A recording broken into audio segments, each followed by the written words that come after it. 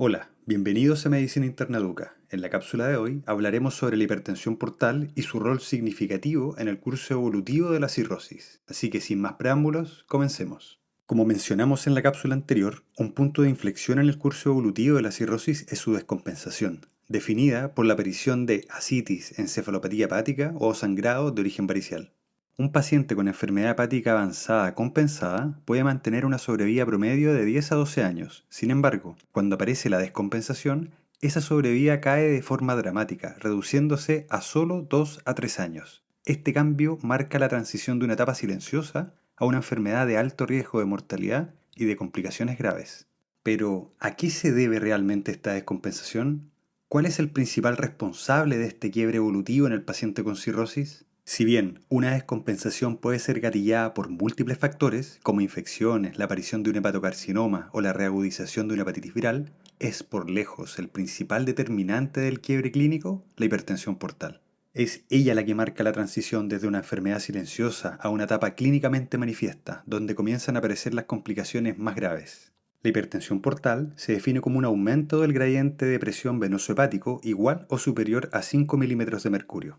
Este gradiente representa la diferencia entre dos sistemas venosos del hígado, la vena porta y la vena cava inferior. Cuando este gradiente se eleva, puede deberse a una obstrucción o alteración en distintos niveles del sistema venoso hepático. Si el problema está antes de que la sangre llegue al hígado, por ejemplo, en la vena esplénica, mesentérica o la vena porta, hablamos de una hipertensión portal de origen prehepático. Si la alteración ocurre dentro del hígado, ya sea en las ramas intrahepáticas de la vena porta o directamente a nivel del sinusoide hepático, se denomina hipertensión portal intrahepática, que es por lejos la causa más frecuente de hipertensión portal y se debe a la cirrosis. Finalmente, cuando el compromiso se encuentra después del hígado, en las venas suprahepáticas, vena cava inferior o incluso hasta la desembocadura en la aurícula derecha, se trata de una hipertensión portal posthepática.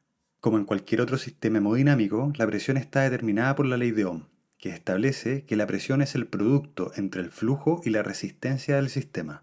En este caso, la presión portal depende directamente del flujo sanguíneo portal, la Q, y la resistencia que se opone a ese flujo, la R. Si aplicamos esta ley en el hígado cirrótico, donde existe una fibrosis intensa y difusa junto a una vasoconstricción intrahepática mediada por el aumento de endotelina, la resistencia vascular se eleva de manera marcada. Este aumento de la resistencia eleva la presión portal, generando hipertensión portal. Como respuesta compensatoria, el organismo desarrolla colaterales portosistémicas, intentando que el flujo bypassee al hígado y con ello aliviar la presión portal. Sin embargo, este bypass venoso es parcial, por lo que aumenta el flujo del sistema porta, incrementando nuevamente la presión, es decir, sube la Q en la ecuación, amplificando la hipertensión portal. Cuando la presión del sistema porta alcanza niveles significativos, comienzan a manifestarse las consecuencias clínicas más características. Podemos observar la aparición de circulación colateral, visible a nivel cutáneo gracias a la recanalización de la vena umbilical vestigial, el desarrollo de ascitis, esplenomegalia y la formación de varices a lo largo de todo el sistema digestivo. Además, la hipertensión portal favorece la aparición de encefalopatía hepática y del síndrome hepatorrenal. Con la hipertensión portal no solo se generan derivaciones portosistémicas y varices en el sistema digestivo, sino que su repercusión es global. Para intentar reducir la presión portal, el organismo libera grandes cantidades de óxido nítrico, especialmente en el territorio esplácnico. Sin embargo, a nivel intrahepático, esta vasodilatación no logra el efecto deseado. En cambio, a nivel sistémico y sobre todo en el esplácnico, sí se produce una vasodilatación intensa, generando retención de fluidos, en particular hepatoesplácnico, reduciendo el volumen circulante efectivo, o VEC. Pero ojo, el paciente en realidad mantiene un volumen extracelular total normal, solo que mal distribuido, ya que gran parte de este líquido se encuentra secuestrado en el territorio esplácnico. Así, se activa el sistema renina-angiotensina-aldosterona, el sistema simpático y la liberación de ADH. Esto provoca retención de sodio y agua libre, pero este líquido no se mantiene en el compartimento intravascular, migra rápidamente al intersticio, manifestándose clínicamente como ascitis. Como resultado, no se recupera el volumen efectivo, disminuye el retorno venoso y cae el gasto cardíaco, perpetuando el círculo vicioso de hipoperfusión y retención de sodio y agua. La secreción sostenida de ADH genera hiponatremia, que se convierte en el reflejo directo de la severidad de la enfermedad. A menor sodio, más avanzada la cirrosis y la hipertensión portal.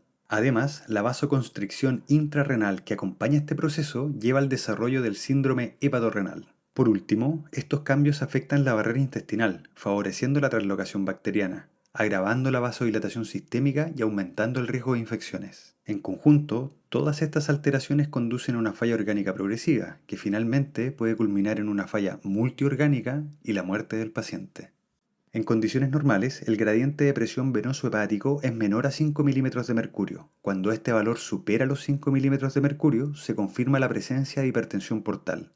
No obstante, un paciente con cirrosis puede mantenerse asintomático y sin complicaciones mientras el gradiente sea menor a 10 milímetros de mercurio. Por eso, hablamos de hipertensión portal clínicamente significativa cuando el gradiente de presión venoso hepático es mayor o igual a 10 milímetros de mercurio. A partir de este punto, el paciente tiene riesgo de progresar hacia una cirrosis descompensada, con la aparición de ascitis, sangrado, encefalopatía hepática, etc. Cuando el gradiente sobrepasa los 12 milímetros de mercurio, el riesgo de sangrado varicial aumenta de forma considerable, y si supera los 16, el riesgo de mortalidad durante la descompensación se eleva drásticamente. Por lo tanto, el objetivo clínico es claro: prevenir a toda costa la progresión hacia una hipertensión portal clínicamente significativa, o si el paciente ya se encuentra en ese rango, buscar reducir el gradiente para evitar las complicaciones mayores. Existen dos formas de medir la presión portal: una invasiva, considerada el gold estándar, pero poco utilizada en la práctica clínica por su complejidad y baja disponibilidad, y una no invasiva, que combina la elastografía por ultrasonido, conocida como FibroScan, junto al recuento plaquetario. Esta combinación es actualmente el método recomendado por el consenso de Babeno 7 para estimar la presión portal. Como se muestra en la imagen, este binomio no solo permite estimar la presión portal, sino que también identificar una enfermedad hepática crónica avanzada compensada. Cuando la elastografía es menor a 10 kilopascales, se descarta la enfermedad hepática crónica avanzada y también una hipertensión portal clínicamente significativa.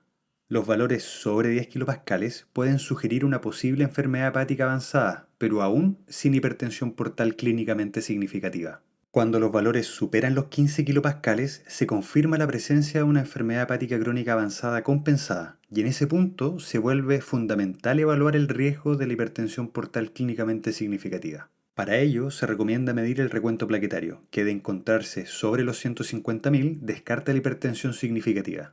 Ahora, si presenta un recuento plaquetario bajo los 110.000 con una elastografía entre 15 a 20 kilopascales, probablemente el paciente tenga hipertensión portal significativa, al menos con un 60% de probabilidad. Lo mismo ocurre con elastografías de 20 a 25 kilopascales junto a un recuento plaquetario menor a 150.000. Finalmente, si la elastografía muestra una resistencia mayor o igual a 25 kilopascales, confirma la hipertensión portal clínicamente significativa. Estos hallazgos son validados para causas virales, alcohólicas y MASLD y MASH en pacientes no obesos. Cabe destacar que todo paciente con una enfermedad hepática crónica avanzada compensada debe ser derivado a un especialista para su seguimiento y manejo integral. El factor más importante para evitar la progresión hacia una hipertensión portal clínicamente significativa o revertirla es eliminar la noxa que generó la enfermedad hepática crónica. Por ejemplo, lograr una respuesta virológica sostenida en el contexto de una infección por virus de hepatitis C, mantener la abstinencia alcohólica, controlar los factores de riesgo cardiometabólicos si la causa fue un MASLD, etc. Además de eliminar o controlar la noxa hepática, todo paciente con hipertensión portal clínicamente significativa debe recibir un tratamiento farmacológico con un beta bloqueador no cardioselectivo. El fármaco de elección es el carvedilol, ya que su efecto alfa bloqueante adicional logra una reducción complementaria en la resistencia intrahepática. Su dosis óptima es de 12,5 miligramos al día. El uso de beta bloqueadores ha demostrado disminuir el riesgo de primera descompensación, mejora la supervivencia y en quienes ya presentaron una hemorragia digestiva por varices esofágicas, reduce el riesgo de resangrado. Pero ojo, en pacientes con ascitis moderada o grave, el uso de beta bloqueos puede conducir a hipotensión, activando aún más la retención renal de sodio y agua, deteriorando la ascitis. En estos casos, debe reducirse la dosis del carvedilol o incluso suspenderlo. El beta-bloqueo está formalmente contraindicado en la presencia de hipotensión arterial o síndrome hepatorrenal y relativamente contraindicado ante una peritonitis bacteriana espontánea. ¿Y debo realizar una endoscopia digestiva alta en todo paciente con cirrosis? La respuesta es no. Hoy, basta con objetivar una elastografía mayor a 25 kilopascales o bien una elastografía elevada asociada a plaquetas bajas para iniciar inmediatamente el beta-bloqueador. Realizar una endoscopía solo para confirmar varices de alto riesgo no cambia la conducta, porque la profilaxis primaria frente a su posible rotura con sangrado varicial no se basa en la ligadura, sino que en el uso de beta bloqueo. Solo en los casos en que los beta bloqueadores estén contraindicados, debe optarse por la ligadura elástica endoscópica de entrada. Lamentablemente, algunos pacientes progresarán hacia una enfermedad hepática crónica avanzada descompensada. Este se define por la aparición manifiesta de ascitis, encefalopatía hepática significativa o hemorragia digestiva alta varicial. Los pacientes con cirrosis también pueden evolucionar hacia un síndrome de falla hepática aguda sobrecrónica. Ante todo cuadro de descompensación, es fundamental descartar causas precipitantes, en especial infecciones, como la peritonitis bacteriana espontánea, infecciones urinarias o respiratorias, y también el síndrome de Budd-Chiari o una reactivación de la etiología de base. Asimismo, se considera descompensación la aparición de un hepatocarcinoma sobre una cirrosis previamente compensada. Cada una de estas entidades tiene un manejo específico, pero en esta presentación nos centraremos en el manejo del sangrado varicial. Ante todo sangrado varicial, debemos aplicar el clásico ABC de la reanimación. En casos de hemorragia digestiva alta masiva con hipotensión manifiesta o compromiso de conciencia, el paciente debe ser intubado de inmediato. Luego, debemos concentrarnos en la reanimación hemodinámica inicial, priorizando las transfusiones de glóbulos rojos y un juicioso uso de cristaloides, no más de 30 cc por kilo. ¿Y por qué? Porque una reanimación excesiva con cristaloides agrava la tríada fisiopatológica de la hemorragia: coagulopatía, hipotermia y acidosis metabólica. La fluidoterapia generosa empeora la coagulopatía por dilución, agrava la hiponatremia y favorece la acidosis por su componente hiperclorémico. El objetivo transfusional debe ser restrictivo, buscando hemoglobinas entre 7 a 8 gramos por decilitro, ya que este enfoque reduce la mortalidad en comparación con las transfusiones más liberales que apuntan valores sobre 10 de hemoglobina como objetivo. No se recomienda el uso empírico de plasma fresco congelado ni crioprecipitado, a menos que el paciente esté en tratamiento con anticoagulante o presente una hemorragia masiva. A diferencia de la hemorragia digestiva alta por úlceras o erosiones, donde el pH ácido tiene un rol en la génesis del sangrado, en la hemorragia varicial, que ocurre a nivel esofágico y no gástrico, se debe a la hipertensión portal y no al ácido. Por ello, las guías más recientes no recomiendan el uso de inhibidores de la bomba de protones en el sangrado varicial, ya que no aporta beneficios y además aumenta el riesgo de peritonitis bacteriana espontánea. Como ya sabemos, el sangrado varicial es consecuencia directa de la hipertensión portal clínicamente significativa. Por lo tanto, si quiero controlar el sangrado, debo reducir rápidamente la presión portal. Recordando la ley de Ohm, la presión portal depende de dos variables: el aumento de la resistencia vascular intrahepática y del flujo sanguíneo portal. La resistencia intrahepática lamentablemente no es modificable en el momento agudo, pero el flujo portal sí, especialmente su componente esplácnico. Entonces, lo que sí puedo hacer de forma aguda es redistribuir ese flujo mediante la vasoconstricción esplácnica. ¿Cómo lo consigo? Con el uso de fármacos vasoactivos: terlipresina, octreótido y somatostatina. De todos ellos, el fármaco de elección es la terlipresina y su posología se describe en la diapositiva. El pilar fundamental en el manejo del sangrado varicial es la endoscopía digestiva alta. Debe realizarse una vez estabilizado el paciente y antes de las 12 horas de evolución. Se recomienda la administración de eritromicina endovenosa previa al procedimiento para mejorar la visualización endoscópica al favorecer el vaciamiento gástrico. El objetivo principal de la endoscopía es ligar las varices esofágicas sangrantes, controlando la hemorragia aguda. Posteriormente, el manejo continúa con sesiones seriadas de erradicación de varices. Una vez controlado el episodio agudo, nuestro paciente pasa a la profilaxis secundaria, cuyo propósito es prevenir un nuevo evento de sangrado. Esta profilaxis se logra combinando el beta bloqueo más la ligadura endoscópica. Para finalizar el manejo del sangrado varicial, debemos mencionar las profilaxis obligatorias que todo paciente con cirrosis y hemorragia digestiva deben recibir. En primer lugar, la profilaxis antibiótica. Debe instaurarse de inmediato ante todo paciente cirrótico con un sangrado digestivo alto. Su objetivo es reducir el riesgo de peritonitis bacteriana espontánea y también de otras infecciones bacterianas, que son muy frecuentes en estos contextos. El antibiótico de elección son las cefalosporinas de tercera generación, como la ceftriaxona, aunque en algunos casos se puede utilizar quinolonas como alternativa. En segundo lugar, debemos prevenir la encefalopatía hepática. Esto se logra con el uso precoz de lactulosa, que disminuye la carga de amonio y aumenta el peristaltismo. Finalmente, en casos donde el sangrado no logra controlarse con el manejo médico y endoscópico o recurre dentro de los primeros 5 días, debe considerarse la opción del TIPS precoz, un shunt portosistémico intrahepático transyugular. El TIPS permite reducir drásticamente la presión portal y puede ser el salvador en los casos de sangrado refractario.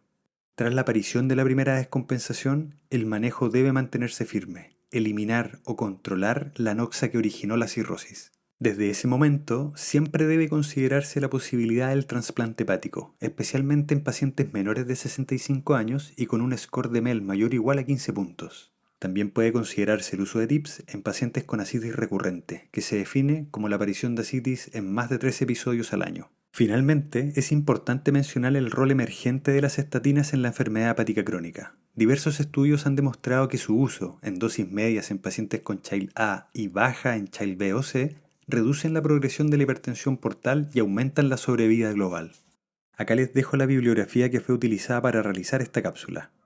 Y con esto damos término a la cápsula de hoy. Déjame en los comentarios cualquier duda que te haya quedado de la cápsula. Dale me gusta a este video, suscríbete al canal y recuerda, esto lo aprendiste en Medicina Interna Educa.